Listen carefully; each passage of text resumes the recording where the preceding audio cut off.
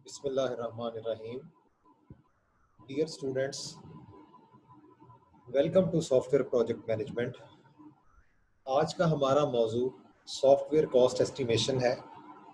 चूँकि हम software project management में प्रोजेक्ट प्लानिंग और प्रोजेक्ट स्केजुलिंग वगैरह जो है इसको डिस्कस कर रहे हैं, तो ये इंतहाई इम्पोर्टेंट एक कॉन्सेप्ट है, एक हमारा टॉपिक है सॉफ्टवेयर कॉस्ट एस्टिमेशन, जो इंतहाई क्रूशल है और एक अच्छे सॉफ्टवेयर प्रोजेक्ट मैनेजर के लिए कॉस्ट एस्टिमेशन के जो डिफरेंट मॉडल्स हैं और टेक्निक्स हैं और इसकी जो ज़रूरत है, इससे अच्छी तरह वाकफियत बहुत ज़रूरी है।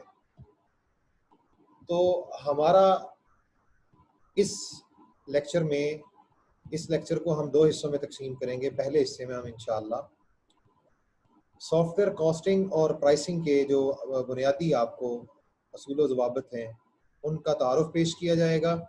फिर सॉफ्टवेयर की प्रोडक्टिविटी और उसकी असेसमेंट के लिए जो 3 मेट्रिक्स हम पैमाने जो इस्तेमाल किए जाते हैं उनका तारुफ होगा, और सॉफ्टवेयर कॉस्ट एस्टिमेशन की जो डिफरेंट टेक्निक्स हैं उनको किस तरह से और क्यों इस्तेमाल किया जाए, इसका आपके सामने एक खुलासा पेश किया जाएगा। और फिर जो कोकोमो मॉडल है, बड़ा मशहूर कॉस्ट एंड कंस्ट्रक्शन मॉडल, उसकी जो हम एक उसके कुछ रूल्स होंगे वो हम पेश करेंगे, ताकि कॉस्ट एस्टिमेशन जो है वो आपको उसका एल्गोरिथमिक जो बैकग्राउंड है वो आपको समझ आ सके। तो बढ़ते हैं।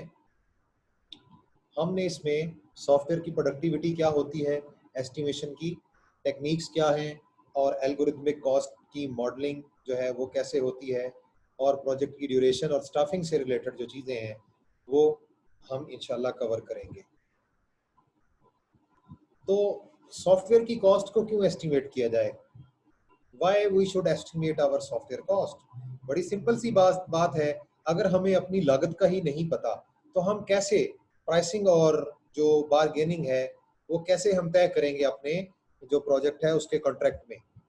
तो लिहाजा हमें सबसे पहले तो ये मालूम होना चाहिए कि हमें एक एक्टिविटी को मुकम्मल करने के लिए कितनी एफर्ट दरकार है। ये हम कैसे मालूम करेंगे? यही आज के लेक्चर में इंशाल्लाह इसके मुख्तलिफ जो टेक्निक्स हैं और जो इसकी एल्गोरिथमिक जो इसका बैकग्राउंड है वो आपके सामने पेश किया जाएगा। तो पहला सवाल ये होगा कि एक एक्टिविटी को मुकम्मल करने के लिए कितनी एफर्ट चाहिए। फिर जब हमें इस सवाल का जवाब मिल जाएगा तो फिर दूसरा सवाल ये पैदा होता है कि एक एक्टिविटी को मुकम्मल करने के लिए कितना कैलेंडर टाइम चाहिए। जब ये दोनों चीज़ों का जवाब हमारे पास आ जाएगा तो उससे फिर हम एक एक्टिविटी की कॉस्ट को निकालेंगे। एफर्ट हमें पता लग जाएगी कितनी चाहिए और वक्त कितना चाहिए। इन दोनों हमारे पास जो पैमाने हैं इनको फिर किसी स्केल पर हम कैलकुलेशंस के ज़रिए उस एक्टिविटी की लागत निकालेंगे। और ये बात याद रखना इंतहाई ज़रूरी है कि प्रोजेक्ट की एस्टिमेशन और प्रोजेक्ट की स्केजुलिंग जो है ये बैक वक्त जो है ये पैरेलल यानी इंटरलीव्ड होती हैं, एक दूसरे के साथ साथ चलती हैं। और मैनेजमेंट में साथ ही साथ आप स्केजुलिंग कर रहे होते हैं और साथ ही साथ आप जो है एस्टिमेशन भी कर रहे होते हैं।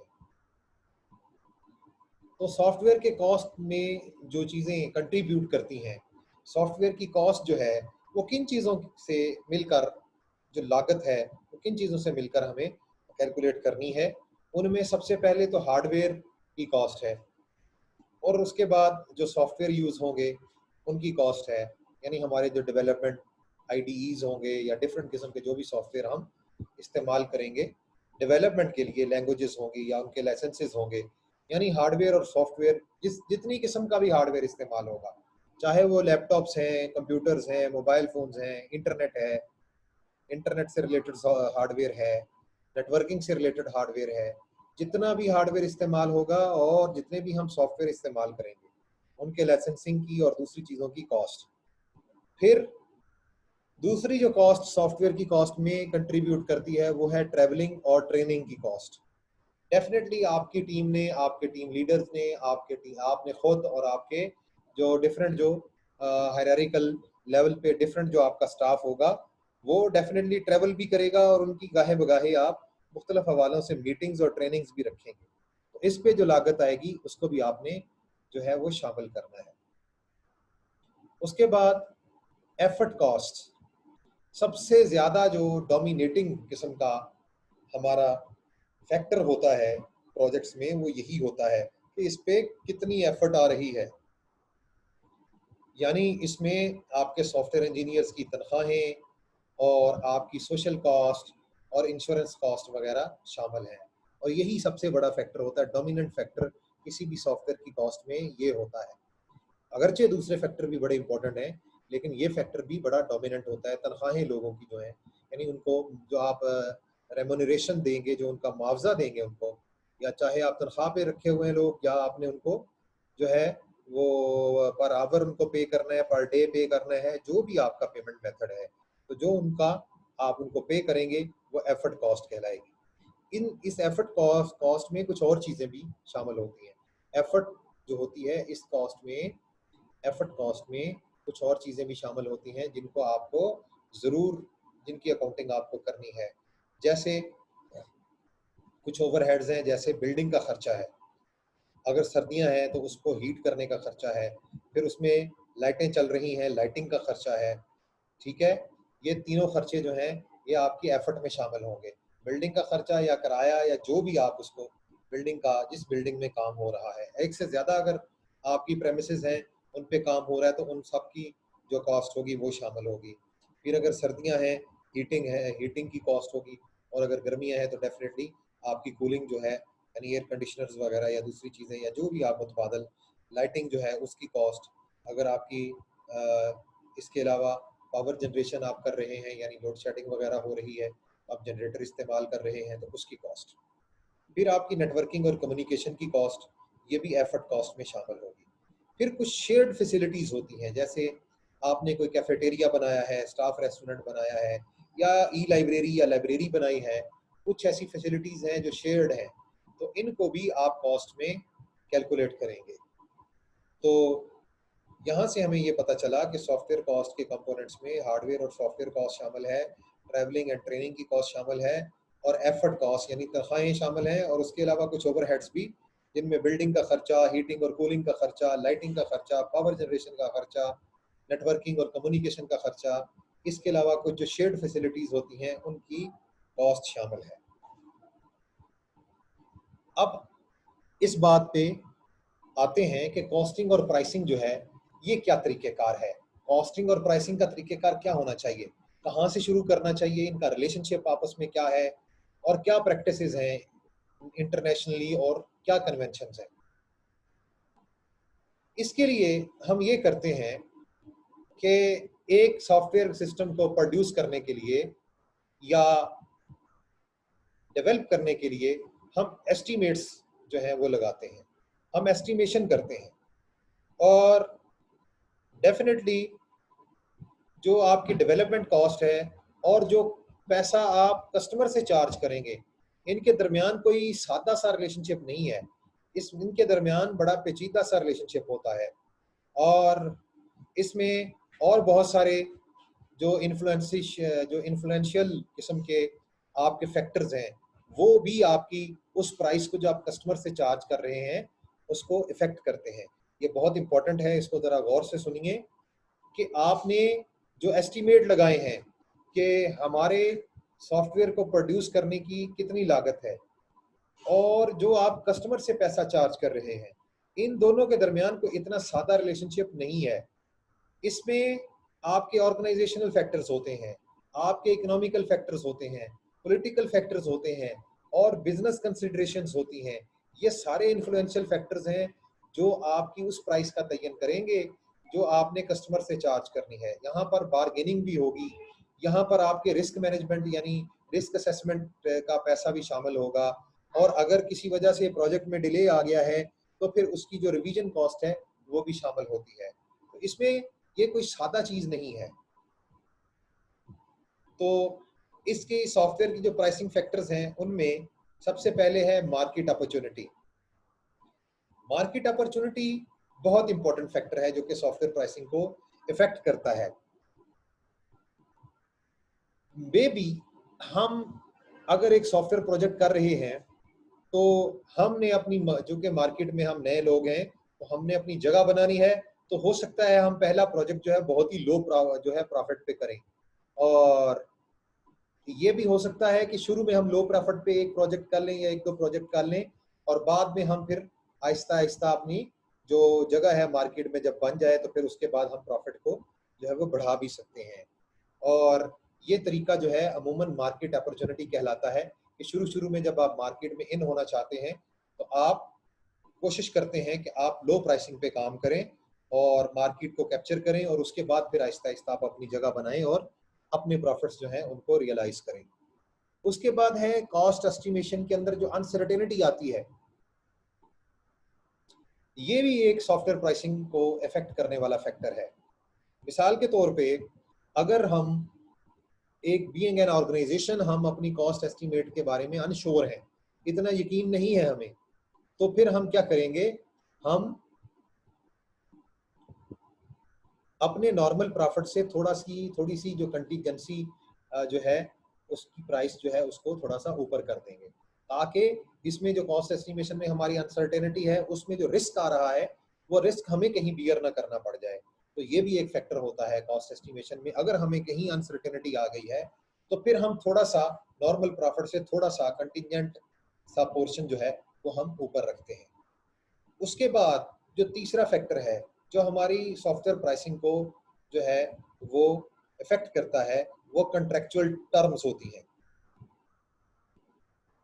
मिसाल के तौर पे आपने कॉन्ट्रैक्ट किन टर्म्स एंड कंडीशंस पे किया है, वो भी तय करती हैं सॉफ्टवेयर की प्राइसिंग फैक्टर को। मिसाल के तौर पे कस्टमर चाह रहा है कि वो सोर्स कोड जो है वो अपना उसको नहीं खरीदना चाह रहा, और एक कस्टमर है जो सोर्स कोड को खरीदना चाह रहा है, तो डेफिनेटली जो कस्टमर सोर्स कोड नहीं लेना चाह रहा उसकी प्राइस थोड़ी होगी, और जिस कस्टमर ने साथ में सोर्स कोड भी लेना है तो उसकी प्राइस डेफिनेटली सोर्स कोड को शामिल करके ज्यादा होगी। तो आप किन टर्म्स एंड कंडीशंस पे अपना कॉन्ट्रैक्ट कर रहे हैं, ये टर्म्स एंड कंडीशंस भी तय करती है सॉफ्टवेयर को की प्राइसिंग को। उसके बाद है चौथा फैक्टर जो बड़ा इंपॉर्टेंट, और ये आपने सॉफ्टवेयर इंजीनियरिंग में पढ़ा है और ये बड़ा क्रूशियल फैक्टर होता है, वो है रिक्वायरमेंट्स वॉलेटिलिटी।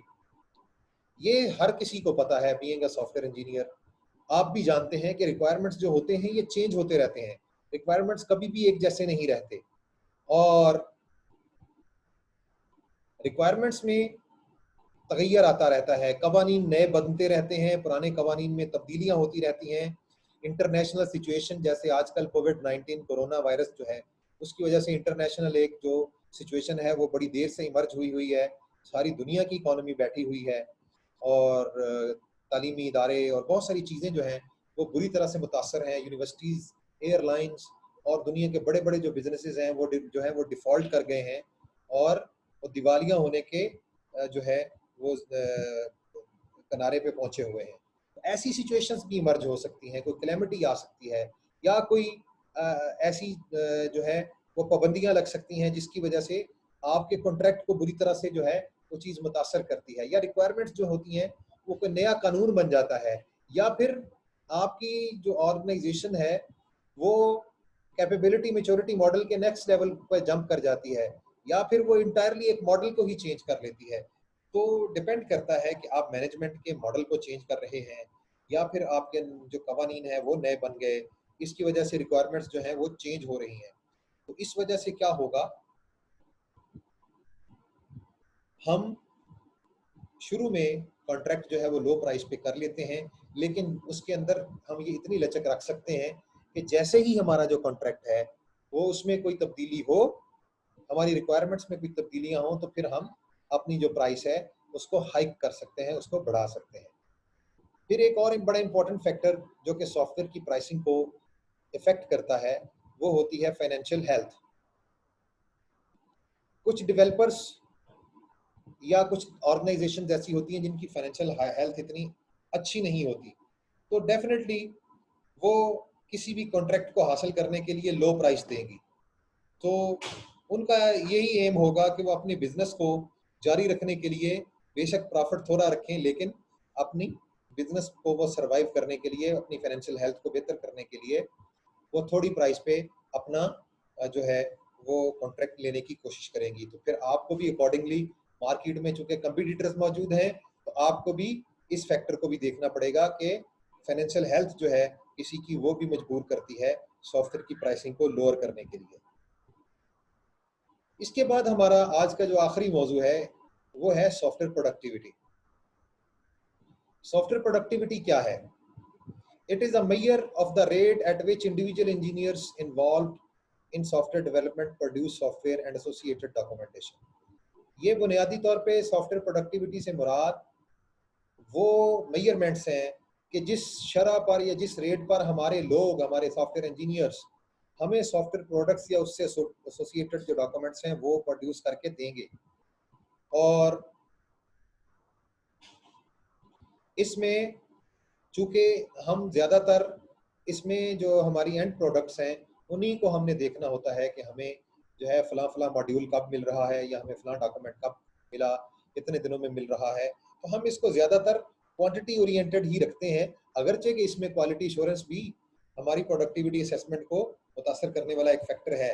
लेकिन चूँकि हमने उस रेट को मेजर करना है जिस रेट पर हमारे इंजीनियर्स काम कर रहे हैं कि 10 दिनों में वो हमें कोई मॉड्यूल दे रहे हैं या 15 दिनों में वो हमें कोई डॉक्यूमेंट तैयार करके दे रहे हैं।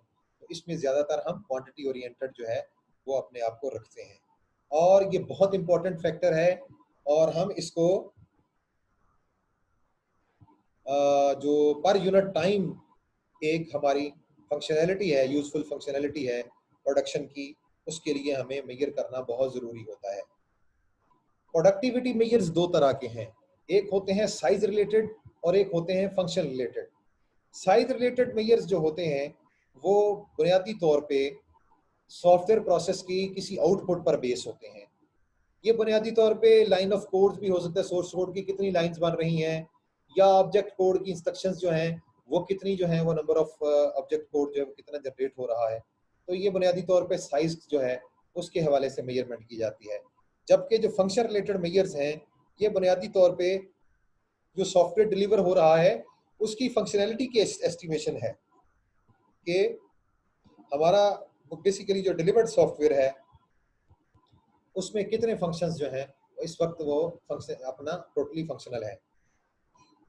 और इसके लिए बड़े मशहूर टर्म है फंक्शन पॉइंट्स, जो इस मेजर के लिए हम इस्तेमाल करते हैं।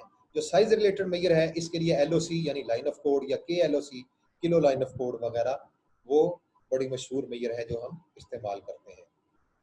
मेजरमेंट्स में हमें प्रॉब्लम्स क्या क्या आ सकते हैं? सबसे पहला प्रॉब्लम ये है कि हम अपनी मेजर का साइज क्या रखें, कितने फंक्शन पॉइंट्स जो हैं उनको शुरू में हम एक पैमाना बनाएं, जो या कितनी लाइन ऑफ कोड हमारी जो है वो पैमाना होना चाहिए कि जिससे हम मेजरमेंट शुरू करें। और इसके अलावा हमारा total number of programmer months जो हैं वो जितने गुजर चुके हैं उनको कैसे एस्टिमेट किया जाए, उसमें से जो हमारा एक्चुअल वर्क टाइम है वो कितना था और जो हमारा डिलेइंग टाइम है वो कितना था। फिर हमने कॉन्ट्रैक्टर की जो प्रोडक्टिविटी है, मिसाल के तौर पे हमने डॉक्यूमेंटेशन जो है अपने सॉफ्टवेयर प्रोजेक्ट की वो किसी दूसरी टीम को दे दी जो हमने आउटसोर्स कर दी या सब कॉन्ट्रैक्टर को दे दी। तो अब इनकी जो एस्टिमेशन है वो कैसे की जाए ताकि ओवरऑल हमारा जो एस्टिमेट है उसमें इसको शामिल किया जा सके। तो डियर स्टूडेंट्स, हमारे जो साइज रिलेटेड मेजर्स होते हैं प्रोडक्टिविटी में, उसमें लाइंस ऑफ कोड जो है वो साइज रिलेटेड मेजर में बड़ा मशहूर हमारा जो एक मेजर है वो है लाइंस ऑफ कोड। बुनियादी तौर पे ये मेजर जो है जब प्रोग्राम्स जो हमारे पंच कार्ड वगैरह होते थे, जब उन पे हमारे प्रोग्राम चलते होते थे, तब उस वक्त ये हमारे ये मेजर जो था ये मुतारफ़ करवाया गया था कि एक कार्ड पर एक ही लाइन जो थी वो लाइन ऑफ कोड बन सकती थी। बहरहाल ये जैसे जावा में या सी प्लस प्लस में हमारी जो एक प्रोग्राम है उसके अंदर कई लाइंस हो सकती हैं, तो हम उनको काउंट कर लेते हैं, तो इससे हमें लाइन ऑफ कोड का पता चल जाता है। लेकिन यहाँ पर एक ये सवाल पैदा होता है कि किन प्रोग्राम्स को हम सिस्टम के अंदर काउंट करेंगे और किन को हम काउंट नहीं करेंगे। और चूंकि ये सिस्टम साइज और डॉक्यूमेंटेशन के वॉल्यूम में एक रिलेशनशिप को लीनियरली कायम करता है, लिहाजा लाइन ऑफ कोड हमारा एक इम्पॉर्टेंट मेजर हो सकता है। डियर स्टूडेंट्स, आज के लिए इतना ही। आज का हमारा जो लेक्चर था वो सॉफ्टवेयर कॉस्ट एस्टिमेशन और उसके तारुफ पर था, और सॉफ्टवेयर का जो कॉस्ट के जो प्राइसिंग फैक्टर है उसको कौन कौन से जो फैक्टर्स हैं वो जो मुतासर करते हैं। इसके अलावा हमारा सॉफ्टवेयर प्रोडक्टिविटी जो है उसके क्या मेजर्स होते हैं, और उसमें से जो पहला लाइन ऑफ कोड था उसका हमने तारुफ पढ़ा। आज के लिए इतना ही। इंशाल्लाह यहीं से हम अपना नेक्स्ट लेक्चर जो है वो कंटिन्यू करेंगे। तब तक के लिए अल्लाह हाफ़िज़।